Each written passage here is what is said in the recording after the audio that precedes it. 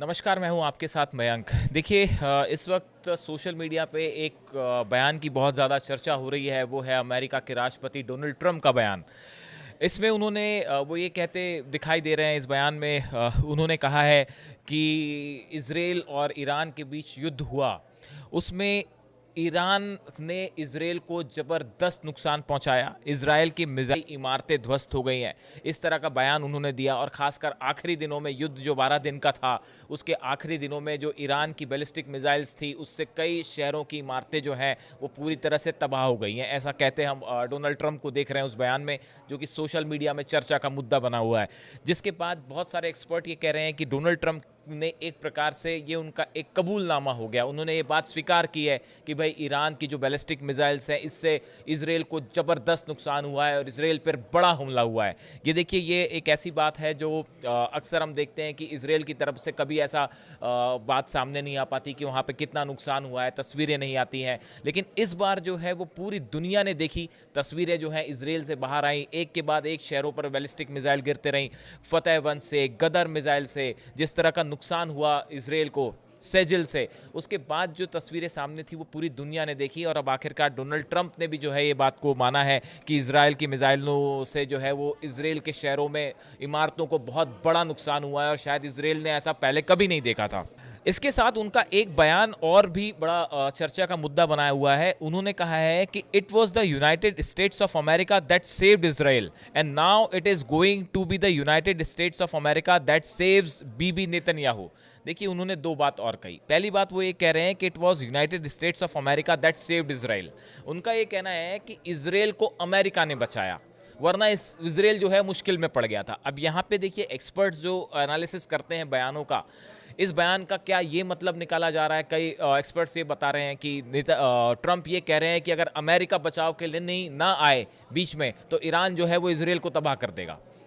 Iran जो है वो इजराइल पर बुरी तरह से भारी पड़ रहा था और इजराइल में एकदम तबाही मचनी शुरू हो गई थी।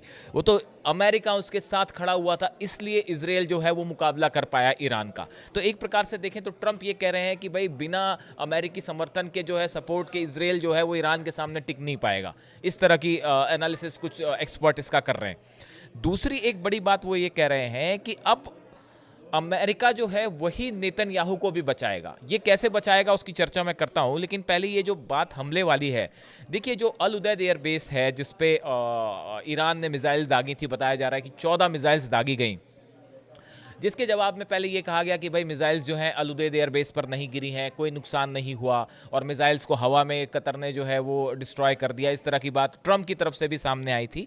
लेकिन बाद में जो कुछ खबरें आई, उसमें ऐसा भी दावा किया गया कि जो मिसाइल्स फायर की थी ईरान ने अल उदैद एयरबेस पर, अमेरिकी एयरबेस पे, उसमें से 3 मिसाइल्स ऐसी थी जिसने सीधा हिट किया है अल उदैद एयरबेस को। ऐसे दावे किए जा रहे हैं। इसकी पुख्ता जानकारी, देखिए ऐसी बातों की कभी कोई पुख्ता जानकारी नहीं आती है बाहर, लेकिन ऐसे दावे किए गए हैं कि 3 मिसाइल्स जो हैं उन्होंने अल उदैद एयरबेस को हिट किया और वहाँ पे बड़ा एयरबेस को काफ़ी नुकसान भी हुआ। इस तरह की बातें भी आई सामने। देखिए, कुल मिला के बात यह है कि ईरान ने इजराइल को इस 12 दिन की जंग में ज़बरदस्त नुकसान पहुंचाया है, इसमें अब किसी को कोई डाउट नहीं है। इसीलिए शायद ईरान में इतना बड़ा जश्न भी मना, जिसकी तस्वीरें आपने देखी होगी। अब सवाल है ईरान के न्यूक्लियर प्रोग्राम का। देखिए, न्यूक्लियर प्रोग्राम को लेके जो पहली रिपोर्ट आई डीआईए की, जो पेंटागन की एजेंसी है, उसने कहा कि ज़्यादा नुकसान नहीं हुआ है और कुछ ही महीनों के अंदर ईरान अपना न्यूक्लियर प्रोग्राम फिर से शुरू कर सकता है। जिसके बाद ट्रंप पर सवाल उठने लगे। उसके बाद अब एक सीआईए की नई रिपोर्ट सामने आई है, जिसमें सीआईए जो डायरेक्टर हैं जॉन रेडक्लिफ, उनकी तरफ से कहा गया है कि नहीं, ईरान का परमाणु कार्यक्रम को बड़ा नुकसान हुआ है। देखिए, मैं आपको बताऊं कि एग्जैक्टली ये सीआईए के जो डायरेक्टर हैं जॉन रेडक्लिफ, वो क्या कह रहे हैं। उन्होंने कहा है कि credible intelligence that Iran's nuclear programme has been severely damaged. मतलब अब उनका ये कहना है कि भाई प्रोग्राम, जो ईरान का न्यूक्लियर प्रोग्राम है, उसको डैमेज किया गया, ऐसा सीआईए की रिपोर्ट है, डायरेक्टर जो है वो कह रहे हैं, जिसका अब ट्रंप भी हवाला दे रहे हैं कि देखिए ये खबर जो है वो सच्ची है। इस तरह की बात हो रही है। हालांकि ईरान का कहना है कि हमारे न्यूक्लियर प्रोग्राम को कोई खास नुकसान नहीं हुआ है और जो नुकसान हुआ है वो तुरंत रिपेयर कर लिया जाएगा। देखिए, जो मोहम्मद इस्लामी है, chief and Iran nuclear programme के, इन्होंने कहा है, इनका बयान बयान सामने आया है। The plan is to prevent interruptions in the process of production and the services. इन्होंने कहा है कि ईरान के न्यूक्लियर प्रोग्राम में जो भी इंटरप्शन हुआ अमेरिकी हमले के कारण, जो भी उसमें बाधा आई, उसको फौरन दूर कर लिया जाएगा और फिर ईरान अपना प्रोडक्शन फिर से शुरू कर देगा। यानी देखिए, ईरान जिस बात को पहले दिन से कह रहा था कि हमारा राइट है न्यूक्लियर एनरिचमेंट और हम उसको किसी सूरत में नहीं रोकेंगे, अब फिर से वो बात शुरू हो गई है कि ईरान की तरफ से कहा गया है कि हम उसको फिर से शुरू करेंगे। ये मोहम्मद इस्लामी जो उनके ईरान के न्यूक्लियर चीफ हैं, उनका ये कहना है। ऐसे में ट्रंप की तरफ से एक बड़ी बात और कही गई है कि अगले चंद दिनों में ईरान से फिर न्यूक्लियर टॉक शुरू हो सकती है। तो देखिए, अब सवाल ये उठता है कि क्या जो मिशन इजराइल और अमेरिका का था न्यूक्लियर कार्यक्रम को रोकने का, तबाह करने का, क्या वो फेल हो चुका है? क्या बात अब फिर न्यूक्लियर टॉक पे बात वहीं से शुरू हो गई जहां से बात शुरू हुई थी, बात फिर वहीं पहुंच गई? इसका मतलब क्या अमेरिका और इजराइल का मिशन फेल रहा? क्या ईरान ने दोनों कंट्रीज को एक साथ झुकाने में कामयाबी हासिल कर ली, अपना प्रोग्राम भी बचा लिया, और अगर नुकसान हुआ भी है तो फिर शुरू करने के लिए वो तैयार है? यानी वो ना अमेरिका के सामने झुक रहा है, ना इजराइल के सामने ईरान झुका है, जैसा कि पहले ही सुप्रीम लीडर की तरफ से कहा गया था, खामेनी साहब की तरफ से, कि हम किसी के सामने नहीं, ईरान किसी के सामने नहीं झुकता। अब सवाल यह है, इस बीच में एक बड़ा सवाल यह है कि ईरान का 400 किलो एनरिच्ड यूरेनियम आखिर है कहां? अब सीआईए उसको खोजने में जुटा हुआ है, मोसाद उसे खोजने में जुटा हुआ है, इंटेलिजेंस एजेंसीज काम कर रही है पता लगाने में कि आखिर वो 400 किलो यूरेनियम गया तो कहां गया। ना अमेरिका को पता चल पाया, ना इजराइल को पता चल पाया। ईरान का कहना है कि यूरेनियम पूरी तरह से सुरक्षित है, लेकिन कहां है ये कोई नहीं जानता। अगर ईरान के पास ये यूरेनियम सुरक्षित है तो ईरान को ज़्यादा वक्त नहीं लगेगा अपने कार्यक्रम को फिर से रिस्टोर करके आगे बढ़ाने में, जो कि अमेरिका के लिए और इजराइल के लिए बड़ी चिंता की बात हो जाएगी। अब देखिए, हम फिर से आते हैं ट्रंप पे। ट्रंप आखिर ये ऐसा क्यों कह रहे हैं कि अमेरिका है ये अब जो है नेतन्याहू को बचाएगा, मैं नेतन्याहू को बचाऊंगा? देखिए, नेतन्याहू के खिलाफ 3 केसेस चल रहे हैं भ्रष्टाचार के। नेतन्याहू और उनकी पत्नी जो है सारा पर राजनीतिक लाभ, मतलब पॉलिटिकल, उन्होंने फ़ायदा उठाया अपनी पोजीशन का, इस तरह के आरोप लगे हैं उनके ऊपर। गया है कि अरबपतियों से उन्होंने $2,60,000 से ज़्यादा के लग्जरी सामान, जिसमें सिगार हैं, गहने होते हैं, ज्वेलरी है, शैंपेन है, इस तरह की कई महंगे महंगे आइटम्स उन्होंने खरीदे हैं। $2,60,000 आप सोचिए उसके। इसी तरह के आरोप उनके ऊपर लगे हुए हैं कि 2 अन्य मामलों में, जिसमें उन्होंने कहा गया है कि इजरायली मीडिया हाउस को अपने फेवर में खबरें दिखाने के लिए उन्होंने उन पर दबाव डाला। ऐसे 2 केसेस और हैं। तो ये जो भ्रष्टाचार के आरोप हैं, इनको लेकर ट्रंप एड्रेस कर रहे थे। उन्होंने कहा कि ये आरोप गलत है। ट्रंप नेचुरली ये कहेंगे कि भाई नेतन्याहू पे जो आरोप लग रहे हैं वो गलत है और मैं उनके साथ हूँ, हम उन्हें बचाएंगे। तो देखिए, अब सवाल यह है कि ट्रंप नेतन्याहू को कैसे बचाएंगे।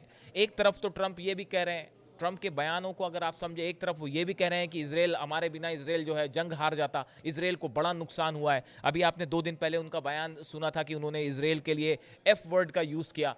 क्या मतलब होता है वो आप खुद ही समझ सकते हैं। तो ये एक तरह से बड़ा ह्यूमिलिएशन भी है नेतन्याहू के लिए। जो ट्रंप के बयान आए हैं, वो अमेरिका की तरफ से जो बयान आए, वो उनका समर्थन कर रहे हैं, वो उनको ब्रेव मैन भी कह रहे हैं कि भाई युद्ध के समय वो अकेले डटे रहे, खड़े रहे। लेकिन साथ ही वो ये भी बता दे रहे हैं कि ईरान के सामने जो है इजराइल कहीं नहीं टिक पाया, बड़ा मुश्किल हुआ, तबाही मची। तो इन हालात में अब बड़ा सवाल फिर से घूम फिर के आगे रुक गया है कि अब ईरान का अगला कदम क्या होगा। क्या ईरान अपने परमाणु कार्यक्रम को आगे बढ़ाएगा? क्या ये 8 दिनों के अंदर कहा जा रहा है कि फिर से न्यूक्लियर टॉक शुरू होगी? तो न्यूक्लियर टॉक शुरू होगी तो वो वहीं आके खड़ी हो गई फिर से कि भाई न्यूक्लियर एनरिचमेंट ईरान कह रहा है हम कंटिन्यू करेंगे, अमेरिका कह रहा है कि आप आगे मत बढ़ाइए, तो फिर न्यूक्लियर टॉक्स की क्या ज़रूरत है? अगर आपने ईरान का न्यूक्लियर कार्यक्रम तबाह कर दिया, प्रोग्राम तबाह कर दिया, तो फिर अब टॉक्स की ज़रूरत क्यों है?